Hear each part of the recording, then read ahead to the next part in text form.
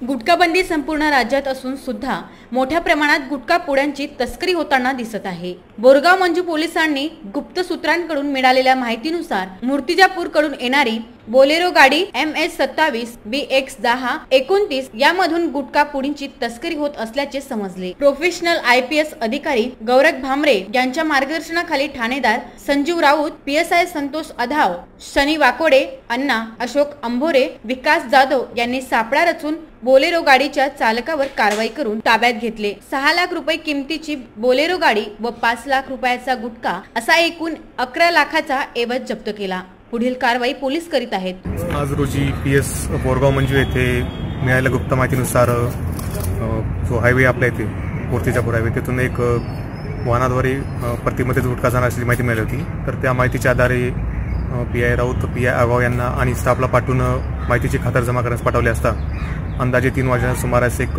Pickup Bolero दिसला। तर त्याला अटकले असता त्या गाडीमध्ये काही प्रतिमध्येत गुटख्याचा साठा आढळून आला। तर ते वाहन जप्त केल्याचा अंदाजे 6 लाख रुपयाचा गुटखा आणि एक पिकअप वाहन जप्त केले आणि जो चालक होता गाडीचा त्याला ताब्यात घेतलाय आणि त्या पद्धतीने पुढे चौकशी चालू आहे। विसे न्यूज करता बोरगाव येथून मोहम्मद शारिक यांचा हा वृत्तांत।